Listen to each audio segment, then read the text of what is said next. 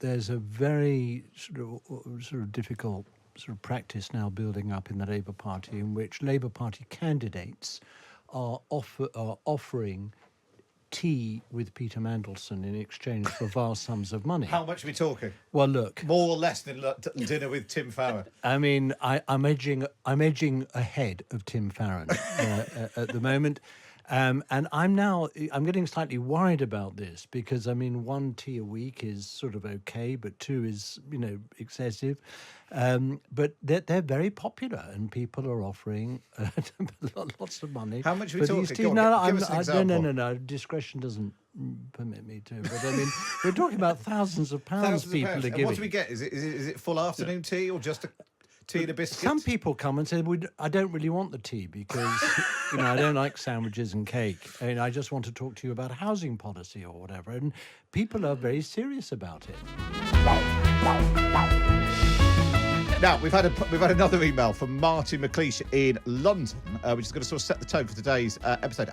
His question is, how much money are political parties allowed to spend during their election campaign, which got us thinking about money? The answer is the government is looking at increasing the amount that parties can spend to about £35 million, up from just under 19 million at the 2019 election.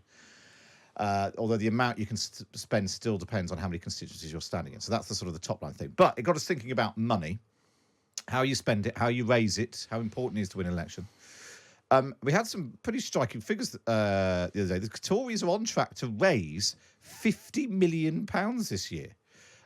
Danny, who on earth is giving £50 million to the Tory party right now? People who don't want a Labour government. I mean, it's as simple as that. That's how the Conservatives raise money. People who think if the Labour Party gets in, they're going to tax capital gains, or they're going to tax forms of business investment for small businesses. And that's where the Conservative Party gets its money from. So oddly, the sort of nearer, more imminent a Labour government is, the more the I mean, obviously part is because the election's coming and people want to contribute to an election campaign, but the more money you'll raise. And there's also almost certainly going to be a shift to raise more money for Rishi Sunak over Boris Johnson because of political differences between them in their attitudes to business. I suspect that's the case anyway. That is a guess. But the Tories are going to raise 3 times as much as Labour in the last quarter. Is it just totally out of self-interest then? A few rich people saying, I want to try and bolster the Tories? Because an independent bystander might look at what's currently going on with the Tory government and think, why on earth would you give them a penny? There's one of the most important things to understand about political attitudes is that everyone thinks their self-interest is in the public interest. It's a very, very important thing. So, for example, when the nurses go on strike, obviously it's a strike over their own pay, but all the arguments will be about this is about patient safety and about nurses not being tired and nurses being remunerated for the public good. And without getting into the argument over whether that's right or wrong, that's what people feel. So business people will certainly feel that an entrepreneurial climate that encourages them will encourage other people and will be good for the economy. So that people are not able to distinguish in that way between their own interests and the country's. Yeah, I mean, Danny's being very generous to these people. I mean, basically, as you said, Danny, people act out of self-interest. I mean, they want to keep more money of their own in their own pockets and wallets, and they think a Labour government would be more redistributive, would be fairer for the country as a whole. But the flip side of that is that high-value donors, rich people who do give money to the Labour Party, are doing so because of their values. I mean, they're doing so because they believe in what the Labour Party stands for, what the Labour Party would do for and with the country. And I think that's sometimes often forgotten. I mean, people think, well, they're only in it for themselves. They're only giving money because they can get something back. I think in most cases, most of the high-value donors I know in the Labour Party are people who are genuinely sort of philanthropically inclined. Many of them have educational, environmental, social mobility programs. They use their money. They want to leave some sort of legacy. They're thinking about the future. And giving money to the Labour Party is part of that. Well, just to give an example, highly educated people who earn a lot of money might think the Labour Party would be good for highly educated people. So what I'm saying is this attempt to distinguish... just to be clear, people who believe in cutting taxes, you might say, well, that'll put more money in their pockets.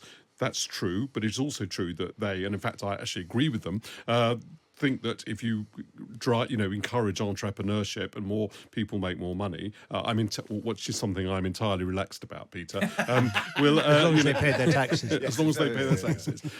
If they do that, then the country will benefit from it. So it's different ways of looking at it. But there's a temptation to say that if I give you £1, that is philanthropy, but if you give me £1, it's theft. I think the Conservative Party believes that creating a more entrepreneurial climate is in the national interest. That's just important to understand, even if you disagree with that notion. Polly, have you been tempted when you've seen what's going on in the Tory party with the infighting and the resignations and the state of the economy and public service? Have you been tempted to give them any money?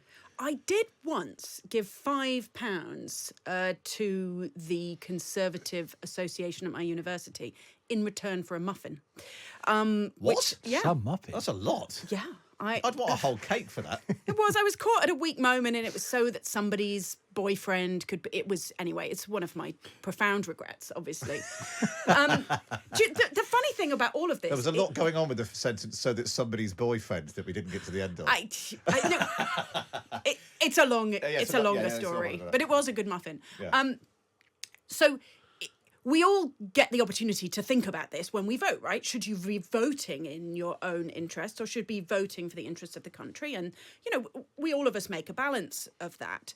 What Peter and Danny are talking about is the fact that rich people get to do that basically times millions and millions of pounds, because the amount of money we allow to be spent in our politics means that, to a very large extent, you're talking about a battle of marketing budgets instead of a battle of ideas. And there actually is another way. It's very easy to get lost in this idea that it's just completely normal for people to have spare millions of pounds that they want to give to political parties. You could constrain the amount of money that we spend on our elections. If one party is spending £35 million, it'd be nice if the other party was able to spend £35 million, but it doesn't work that way. And of course, you then end up with lots of smaller parties who either have a billionaire or multimillionaire on their side, or else that they don't, and they're never able to compete in terms of the literature, in terms of the digital spend. There are multiple ways to do this. You can just massively cap the amount of money that parties are allowed to spend, or you can have state funding for political parties. People don't tend to like that because they don't like the idea of their taxes, which ought to be paying for, incubators or roads or something, going to fund political parties, which people don't tend to like. But the alternative we do have some already. In terms of short money, there is taxpayers' money which goes to the opposition to prepare them for. But in 2006, in the sort of Blair Twilight year, he asked Sir Hayden Phillips, an eminent civil servant, to head up a committee to look at state funding for political parties. Beyond the short money, beyond the money that's given for opposition, and they actually got very far in capping. Additional transparency, state funding, as I've said. And Cameron was nearly over the line. He had one qualification, which was that in the longer term, the trade unions needed to, look at how much they were giving, and they needed some further cap on that. But he couldn't get Gordon Brown over the line. Gordon, possibly because it was Tony's idea, or because he was looking to the trade unions and playing to that particular gallery. He blocked it. Insanely, because when it came to fighting the election in 2010, of course, he could have done with that state money. He really needed another bob or two to fight that election because he couldn't raise money of his own. I'm against it for two reasons. One, I just don't want to personally be compelled to donate to Richard Tyson, Nigel Farage, but I also think if we're arguing that people give money to political parties that they hope to kind of influence the political parties in their direction by donating, why do we think the state will be any different to that? Very quickly, you will have an argument over whether or not the public ought to be allowed or forced to fund certain types of speech. It won't take long before people will say, well, that leaflet by the Liberal Democrats that argued it was a two-horse race was a lie. People shouldn't be able to lie in leaflets, therefore they shouldn't do this. This advert about Tony Blair with the devil eyes was, an insult to Christianity and it shouldn't be allowed. Satanic. And that joke, that was an argument. And by the way, the Advertising Standards Authority did stop that advert running, or at least it would have done if anyone wanted to run it again. It would have stopped them. So I think it's not a very good idea. As it happens, I'm a bit dubious about the whole impact that all these donations make. And if I were looking at the most economical way of spending a lot of money, it certainly wouldn't be a donation to a political party. I don't actually think, in fact, it alters the election results all that much. But Peter and Polly may disagree. And then, Polly, being involved in the third party, as the Lib Dems then were, and then later the Women's Equality Party, if they are going to put up the spending limits, the only two parties who are going to be able to hit those are probably Labour and the Tories, which just actually creates an even bigger gulf between the two main parties and all of the other smaller parties. Massively. I mean, that's why the two main parties, they want more than anything to protect their kind of two-party hegemony, the ability for them to essentially pass power between one and another. Of course, they prefer when they're in power themselves, but at least the simplicity of the pendulum is better than the kind of the complexity of 15 different political parties and kind of plurality of opinion and voices, and so therefore that high spending limit absolutely reinforces a two-party system. I think it's just unbelievably harmful. Danny, the Tory party have big balls. Yes, I've only been once. There was an extraordinary auction that took place in that, and a book of Norma Major's on checkers, I think, went for £1 million, and then a Rolls Royce went for only £45,000. And I worked out the reason was, if you had enough money to sort of spend £1 million, why would you want someone's second-hand Rolls Royce? So that went for less money, but the rules were different at that point because this was under the major government, and they could raise money from, I think correctly, you can't raise money from overseas now, and the donation transparency rules are greater, so you couldn't raise money in the same way. Although they still have this, it used to be the black and white ball, I think it's all the winter ball. Last year, it was £2,000 a seat, and a dinner with Boris Johnson, Theresa May and David Cameron was auctioned for £120,000. I think I'd probably pay that to not go to the dinner. I didn't know this, Polly, but the Lib Dems have balls. Well, back in the day, the Lib Dems had a ball a few years in a row, and then I think it got cancelled because it didn't really make much money. So, I mean, £2,000 a plate. It's a metaphor there. That's a lot. How much would you pay for a Lib Dem ball? From what I can recall, it was more like £100, and then an auction. Just like the Conservatives, but auctioning dinner with Tim Farron is it goes for less money, and partly, of course, you haven't quite got the same caliber of people there. Now, I'm slightly nervous. This is another story of my own petty ruthlessness, but I met Nick Clegg at the Liberal Democrat ball. I was very lucky to be seated on his table, and so I snuck in. And I moved the name tags around so that I could sit next to him. And then I had an argument with him about the constitutional propriety of mayoral systems. And you say they cancelled this event. It's amazing. What an amazingly entertaining event that sounds. I wish I'd been there. Can I just point out that one of the things about buying a book for £1 million or donating to the Conservative Party or to the Liberal Democrats, it is a form of free expression. So, unless you're saying you literally are not allowed to donate money to political causes, and what will happen if we have state funding of political parties and total caps on how much individuals can give is people will give money to their causes, but they won't give them to political parties, and we will strengthen all sorts of non-party political organisations. Everyone can decide whether they think that's a good idea or not. And actually, but there's been a huge growth in that. The Electoral Commission have said that the number of, because sort of third-party groups who now have to register with them, charities and individual campaign groups, has massively grown. But that's because we passed a law saying that those third-party groups had to register, so that kind of changed the context. But so one of the ways you can do state funding is actually to empower the voters. You can do it so that people get to check a box on their ballot paper saying that they would also like to donate £N, £2, £5, whatever, to either the political party that they're voting for or a different one, should they choose. So the idea that free expression is important, I completely agree with. But, should people with millions and millions of pounds to spare get millions and millions of pounds more free expression than the ordinary common voter? I don't think so. Talking of people with millions and millions of pounds, Peter, have you ever been to a Labour ball? I've never been to a Labour ball, but there's a very sort of difficult sort of practice now building up in the Labour Party in which Labour Party candidates are offering tea with Peter Mandelson in exchange for vast sums of money. How much are we talking? Well, look, More or less than dinner with Tim Farron? I mean, I'm edging ahead of Tim Farron at the moment. And I'm getting slightly worried about this because, I mean, 1 tea a week is sort of okay, but 2 is, excessive.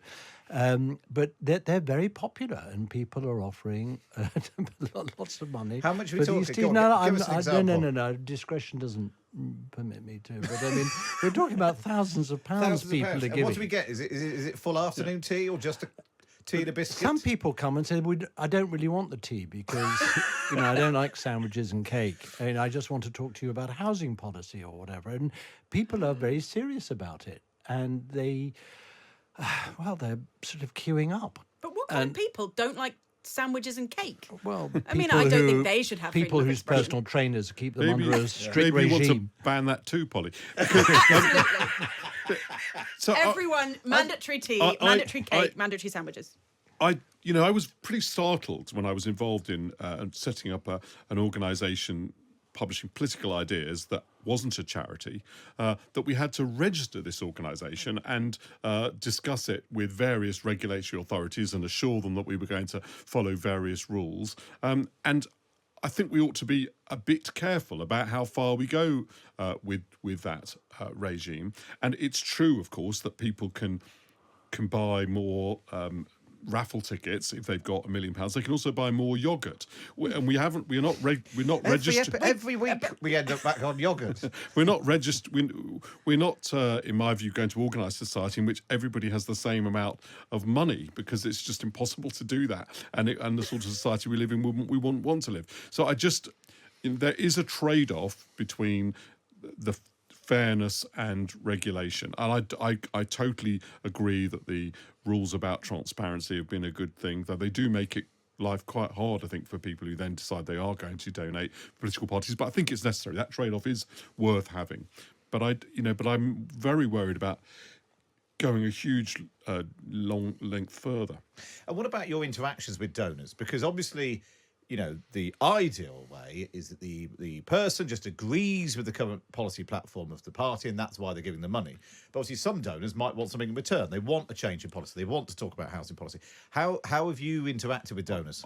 I was head of policy of the Conservative Party, and I honestly, I tried saying this in an article. I got a terrible response from Times readers who just simply didn't believe me. But honestly, if you donate in order to influence that process, you are literally wasting your money. The idea that the political party is going to say, we're going to change our policy on Estonia because somebody's donated £5,000 to pay for leaflets, I just really think is... I can offer you an example from 1997 when an organisation, it was a fund to do with the welfare of animals, got pretty transactional with us. It was the first and last time I can remember this, and they wanted a ban on hunting in return for a very sizable amount of money. And Blair and co were sort of reluctant, obviously, to enter into some sort of trade over this policy.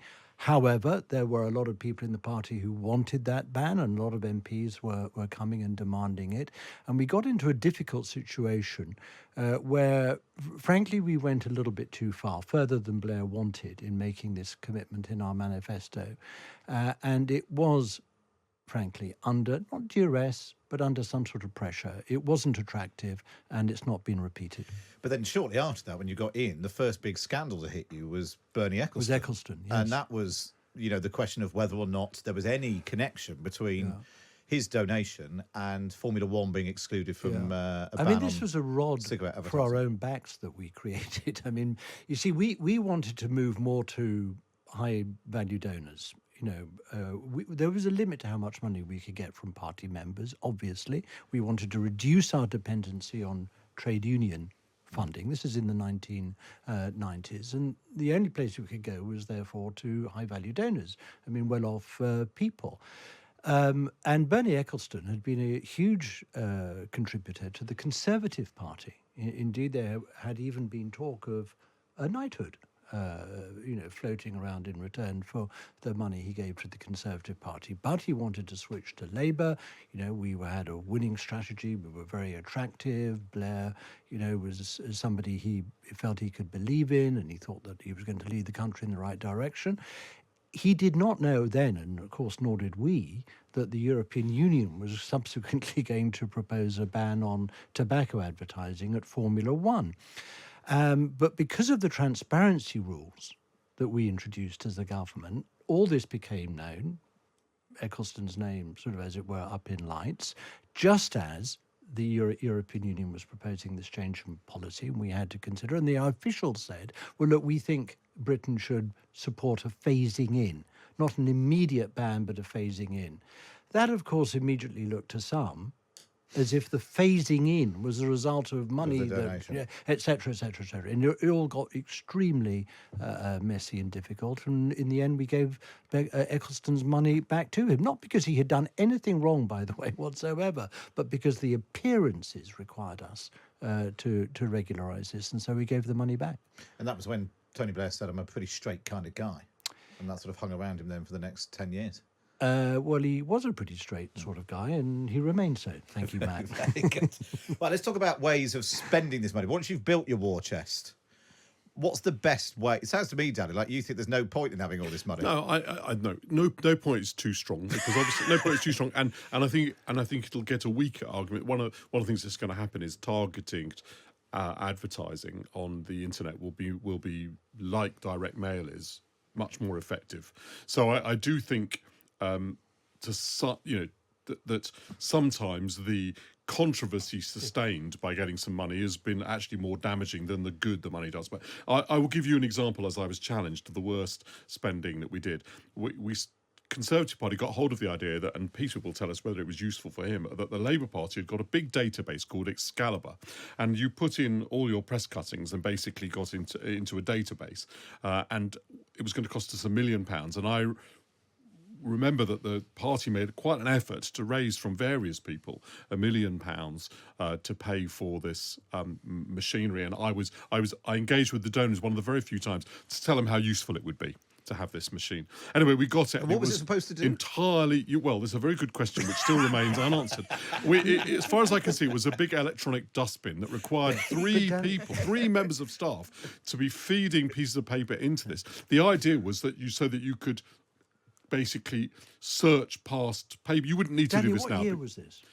For the 97 election. Okay, because we had our own. Yes, in the 97 we copied yours. election. It's because you had it. We had the appropriately named Excalibur.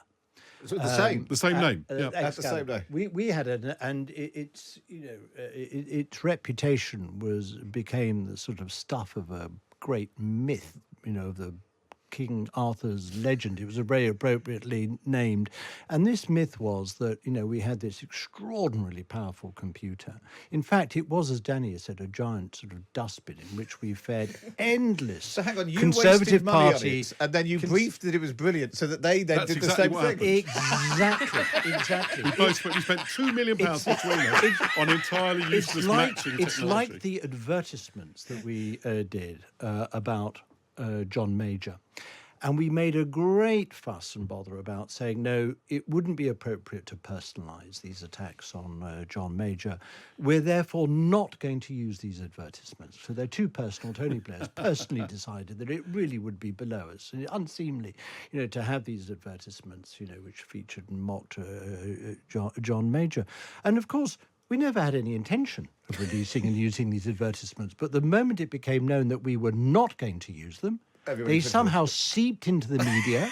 I do not know how, of course, to this day. It's extraordinary how you gained your reputation, isn't it, Peter? They appeared. They were all over the press, and of course, we didn't have to spend literally a penny on them. It's still a mystery as to why you're known as the Prince of Dark. I've never understood it. Polly, I remember, I can't remember if it was 2010 or 2015, the Lib Dems briefed they'd got an app that was going to transform the way that, which when you were knocking on doors, you sort of filled in an app or did some sort of computer-based... Well, I mean, the Lib Dems have to mobilise volunteers often because they don't have much money. So Danny's talking about direct mail being better than just kind of blanket leafleting. But if you can't afford direct mail, the only thing you've got is direct leafleting, because then you just sort of get nice old Instead ladies of paying the Royal Mail, you get some volunteers. You get some volunteers to deliver the things. It is much less effective. And so, but the Lib Dems also do a lot of door-to-door canvassing, and the idea of canvassing is not really to persuade people, it's to collect data about who your voters are.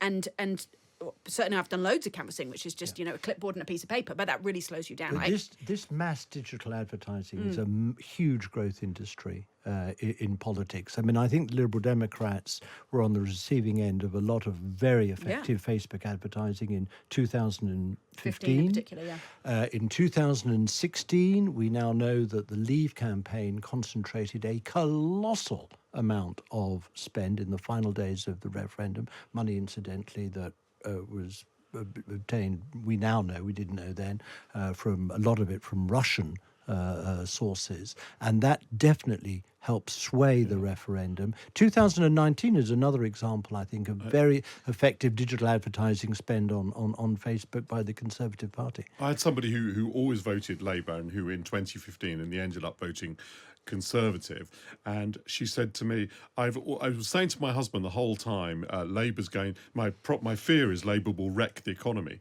And on election day I opened my browser and I had a big advert on it with a wrecking ball, and it spoke to me completely, and I voted Conservative. And so therefore the targeting was sufficiently good, they sort of got into the head. So my suggestion that money hasn't mattered. It is a little bit conditioned by the fact that I think the ability to spend money, because if you were to ask me what was the most effective thing we spent money on, without any question, it was focus groups.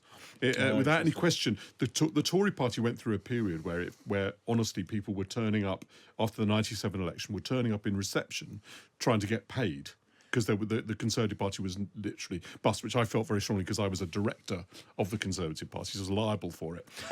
And people would come in, and there was a guy called Nick on the door, and he had to go and sort of get rid of these people. So the Conservative Party went through a period where it really had no money, and it couldn't pay for polling. It overcame that a moment, because that was the sort of height where nobody could see Blair leaving for years and nobody opposed Blair really, so there was no money for anything. But then that began to change, and the first thing that I really wanted them to spend money on, and that we did spend money on, and it was, it made a big difference, was simply polling, because you find out an awful lot. I mean, my view is that by failing properly to poll, and Polly may disagree with this, but by failing properly to poll tuition fees, that was one of the reasons why Nick Clegg got himself into quite as much trouble as he did, just because I don't think he could have realised quite the strength of feeling which maybe more sophisticated polling would have done. But that may be unfair or wrong. I mean, I think the reality is that decisions during that period of government weren't made on the basis of any polling or any focus groups. I mean, Liberal Democrats had lost short money. That sort of small slice of state funding, the party was absolutely slashed in terms of the number of staff it had, and we weren't any good at politics. I think we made a good policy choice, as I've said before. I'll probably say every week, blah blah blah. But it's not about an absence of focus groups. It's an absence of thinking about the politics. The choice was to focus on the policy and hope that sort of everything would turn out okay. Let's be careful about the polling and the focus groups. I mean, it can lead you into bad ways in politics. It can lead you away from what is unpopular, but which is actually right.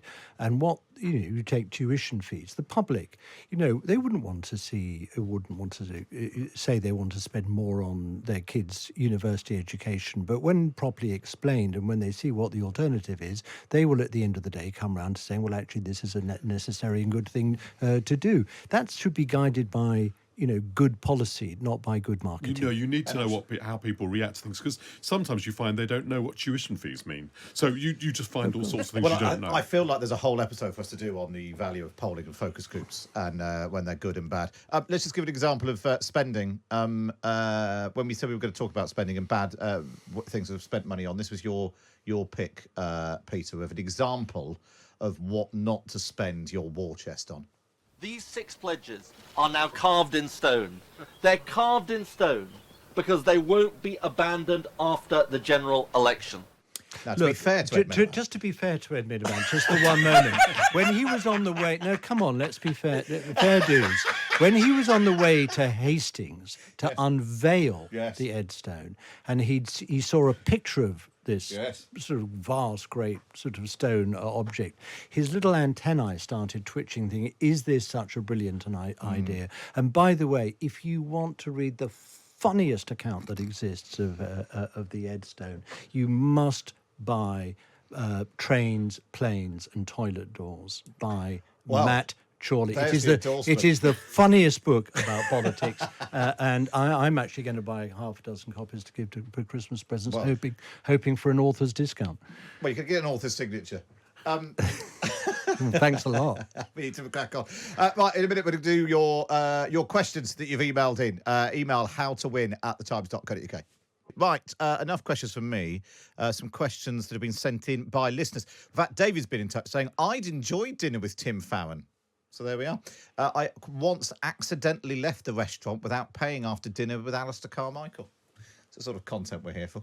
Now, in terms of the question of the week, Robin's been in touch saying, Dear Danny, Polly and Peter, in my opinion, the election will not be in October as it's too close to the American presidential election in November 2024. Therefore, I think the election will be in May 2024 on the same day as the local elections. And I just wondered, because we had this conversation when we first started doing this, I wondered if everything that's been going on this week with Rishi Sunak and trying to get the Rwanda bill through, has that changed any of your calculations about when you think the election might be? Not mine. I think they should go in May, but they will go in October. I've heard this American election argument used before. I don't think it'll influence them, really. Most people's attention to the American elections will be very minor, actually. Not in the political sphere. Obviously, I think it's probably the most important election this year. I read in the newspaper that Tory party strategists want at least 2 further fiscal events, as they call them, giveaways, in other words, before the election takes place, and that would point to October. But I just remember what Danny said about this originally. Careful what you wish for. You delay the election, and instead of things turning up, they turn further downwards, and, something ghastly happens, and you're running down the clock, and you're just battered from pillar to post by the media. You're left with no alternative as to when you finally call an election, and you wish you'd gone earlier. Polly? Yeah, but, it's the Prime Minister's decision, and he gets to be the Prime Minister. And, 2022 to 2025 sounds better than 2022 to 2024 on your Wikipedia entry for the rest of your life. So I think he will run out the clock.